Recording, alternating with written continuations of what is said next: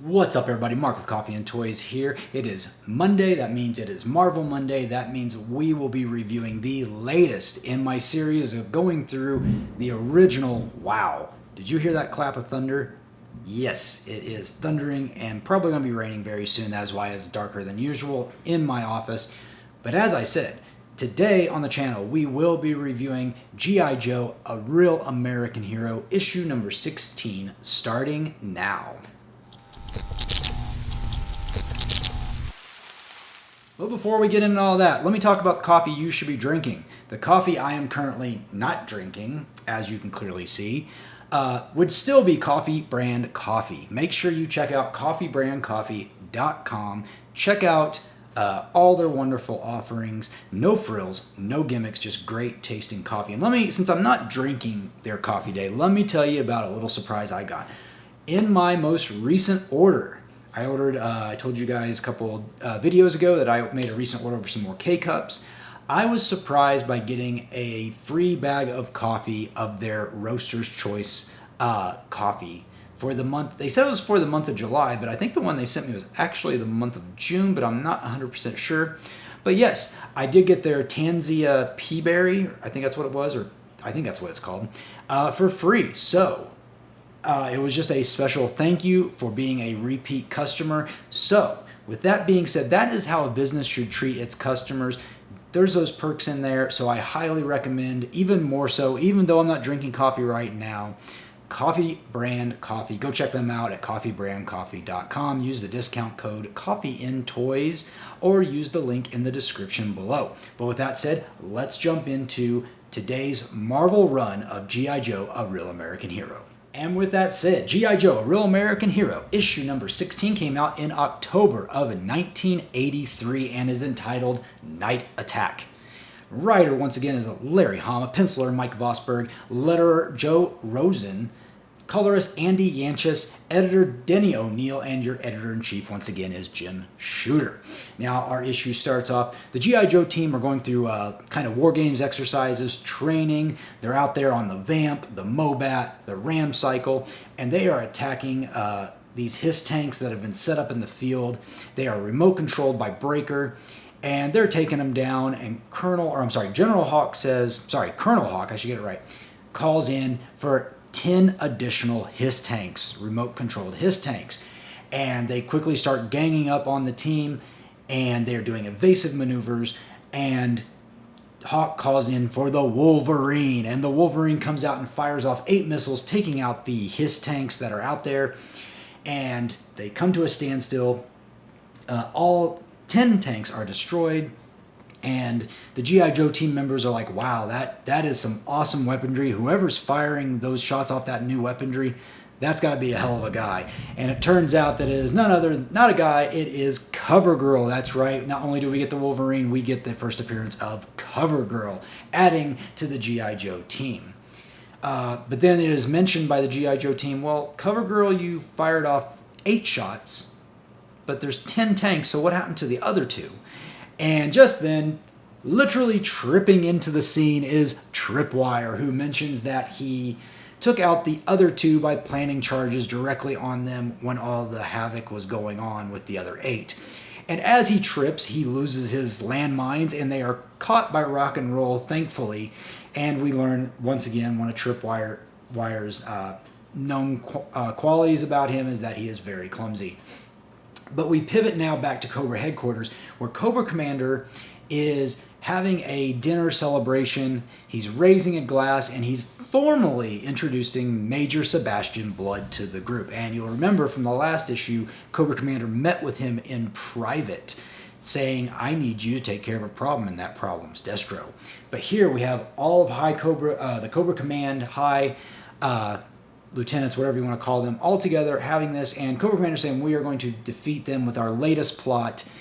And excuse me, we actually take a bit of time to reflect on each of the characters having their own nefarious plots against one another. We see Scarface. Dr. Venom has re-entered the fold, and yeah, they're all Destro, Baroness.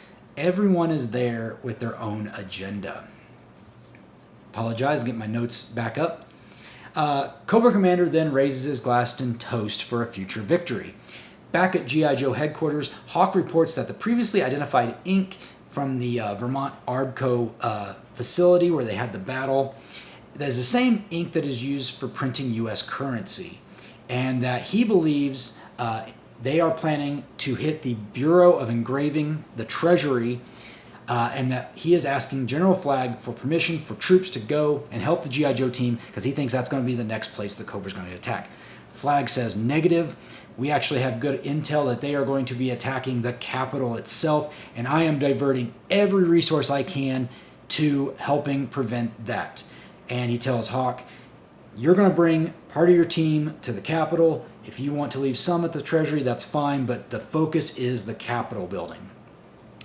And we go back once again to the Cobra dinner, and Dr. Venom, Cobra Commander are discussing, what's basically been happening between them in the last couple issues. As you may be aware, it's not the best of relationship between Cobra Commander and Dr. Venom. They've tricked each other multiple times, and Cobra Commander's like, hey, let's let bygones be bygones. And we are at the moment where we are going to see a sunset, and he actually opens up the blinds to the room, and he says, as the sun is setting today, so is the sun setting on the American dollar, and we are soon going to be in control with what our plan is to use your neurotoxin and the Treasury to further Cobra's goals. In DC, or I should say, as he's opening that, we realize that they are 150 miles out from Washington, D.C., and that, in fact, they are not in a building in Cobra headquarters. They are in a truck, a many of many, heading to Washington, D.C. This is a mobilized truck, a mobilized command unit, disguised as just an ARBCO truck.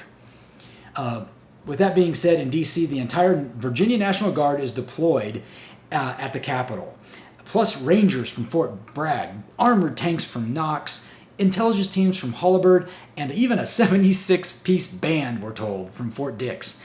Absolutely insane what they've pulled out.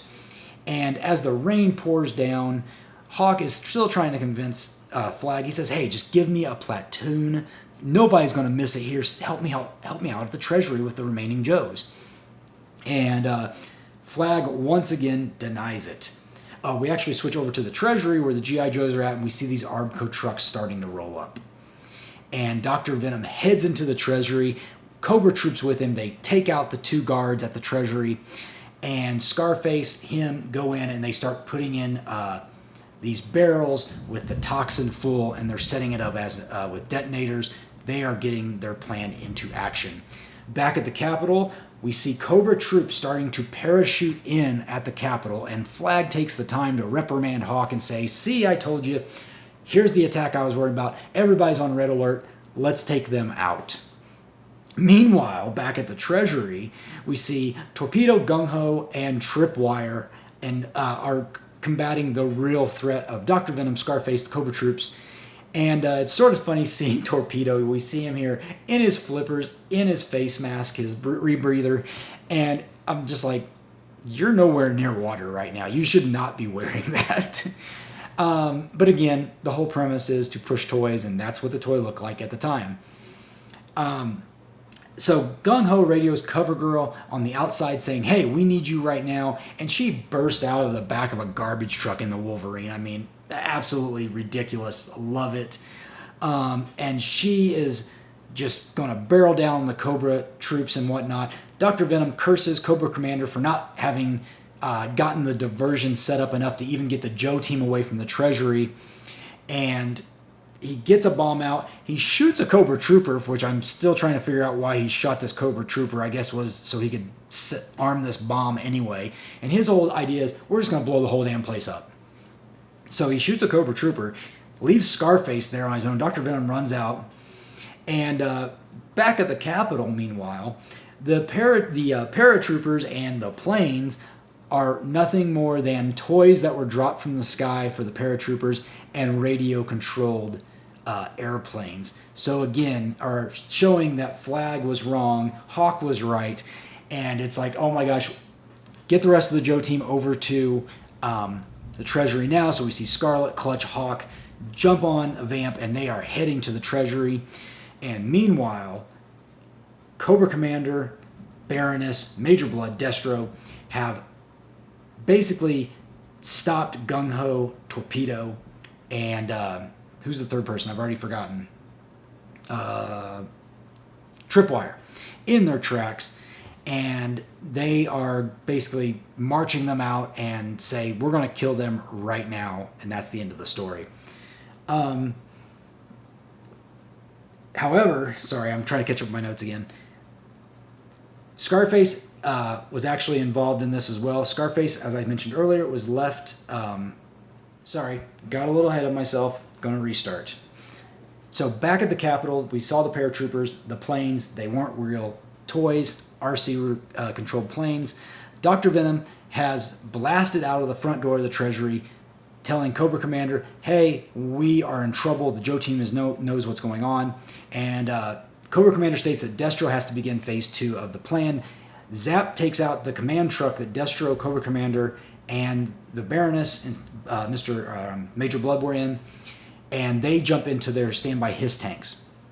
Inside, Gung-Ho, Tripwire, and Torpedo find Scarface playing possum next to the other dead Cobra soldier, and they realize that all these bombs have been planted with a time fuse. Scarface knocks Gung-Ho aside and somehow manages to get away. Cobra Commander and company blow through the wall and basically say, you're our prisoners now, and we plan on fully disposing of you. Major Blood recovers the now defused bombs, and Cobra Commander states that their plan is somewhat foiled at this point. Like, hey, we can't use the toxin. The Joe team knows what's going on. We can use these Joes as leverage, or we can execute them. And basically, the decision is, let's execute them. But CoverGirl once again shows up in the Wolverine, and she is able to fire upon the HISS tanks and taking out some of them and causing enough ruckus that in the meantime more Joes such as Scarlet, Hawk, Clutch show up, and that's when the real battle begins. And as this battle begins, Cobra Commander tells Blood, and it's Major Blood and Baroness in one HISS tank, Destro and Cobra Commander in the other. He says, now's your time, you've got to take out Destro. They will not know it's friendly fire, essentially is what he's getting at. And as Blood swerves around his turret to aim at Destro, who's in the other turret, Baroness, who's driving Blood's tank, sees what's going on, and she's like, no, you can't do this to Destro, and she wrecks the HISS tank. Smashes into another vehicle. I can't remember if it's the Wolverine or something else, but she wrecks into it, flipping it on its side, and she is then pinned in, and she screams to Major Blood as he's getting out, I'm stuck, I think my leg's broken, I need your help. And Major Blood just basically says, to hell with you, and it just keeps running, and then the HISS tank explodes with Baroness inside. The G.I. Joe team continues to chase down Cobra Commander as the Wolverine has been destroyed in this case, and Dr. Venom yells at Cobra Commander, save me, because that's what Dr. Venom always does. Dr. Venom jumps on the remaining HISS tank with Cobra Commander and Destro, and as they jump on, they just notice that Destro's you see the flames reflecting in his metal mask, and he's just 1,000-yard stare at Baroness, at the HISS tank Baroness was in. And he kind of collapses and just kind of gives up momentarily. In the meantime, Hawk and the Vamp have caught up with the HISS tank, and Hawk courageously jumps on to the back of the HISS tank with Destro. Destro's just despondent. He's not even there with it. And Hawk goes after Cobra Commander, slugs him right in the face, and just pummels him down. And he is pummeling him. Destro, however, regains his senses, and Hawk and Destro begin beating on each other. And we get a great picture of those two fighting each other. We see Scarlet cheering on Hawk, and in the meantime, Cobra Commander starting to come to, and he realizes this is his opportunity. He has the chance to kill Destro, but he is conflicted because he also has the chance to kill Hawk, and he has to decide, which one do I shoot? Do I kill my internal enemy? Do I try to take out the head of the G.I. Joe team? He elects to shoot Hawk. He shoots Hawk in the back. Hawk falls off the HISS tank, and the HISS tank and Cobra Commander and company manage to get away. As the Joes rush to Hawk's aid, Cobra, like I said, they get away. We cut to a bus terminal, and we see an individual in a trench coat. They get on a bus, and at the end of the issue we see that it is indeed Scarface, and he remarks that, "I'll get you, Dr. Venom," and the issue ends with that. So, what did I think of this issue overall? Another fantastic issue written by Larry Hama. Sorry for the cutout earlier. Want to make sure I got my train of thought proper. Some silly stuff, like I mentioned, Torpedo running around with the flippers and stuff. Kind of crazy. I feel like, though, this issue should have been cut into 2 different parts. I feel like we jumped around a lot from saying, oh, Cobra's attacking the Capitol with, this obvious red herring to actually being the Treasury. But I'm not really sure what was going on. It's like, oh, we're going to use this ink and we're going to poison everybody with it by printing it on American money. But that plan quickly fell through. I would have liked to have seen that story expanded. But again, you can only do so much in 20-some pages. So I understand why maybe it was originally larger. If you know the answer to that question, drop me a comment down below. Let me know if it was originally planned to be longer. Or if you've asked Larry in one of his many conventions if he remembers this issue. Granted, it was 40 years ago at this point. But it was a fun issue. It was nice to see CoverGirl, Torpedo, some of the Tripwire, some of the new characters. It was just a little funny. Being fooled by radio-controlled planes, I mean, we laugh at it now. Maybe it could have been done in the 80s. You could have fooled them with toys and radio-controlled airplanes. I don't know. We never really learned where Flag got that information. But yeah, another thing I was kind of confused of is why Scarface is kind of just being thrown out there as this, I know Scarface, nobody trusts anybody. I don't remember why Scarface doesn't particularly trust Dr. Venom, but obviously there's something to do there. But another fun issue, great to see, we obviously get some real action. We get National Guardsmen killed, Treasury guards killed, Cobra troopers shot by Gung Ho and company. We get Hawk obviously shot. Now in this issue I didn't mention, but he does get shot in the shoulder, so I'm sure he'll be fine in the next issue. Matter of fact, I know he's fine in the next issue. But yeah, a fun issue overall. Got to introduce new characters. I liked it. But with that said, what did you think about it? Did you get this issue when it originally came out, or is it an issue you remember fondly in your adult life of reading it? Drop me a comment down below. And again, if you like these kind of reviews, please leave a thumbs up. It really helps out the channel, helps out me, lets me know you enjoy this type of content. But with that all being said, I'm Mark. You've been watching Coffee with Toys, and I'll see you later.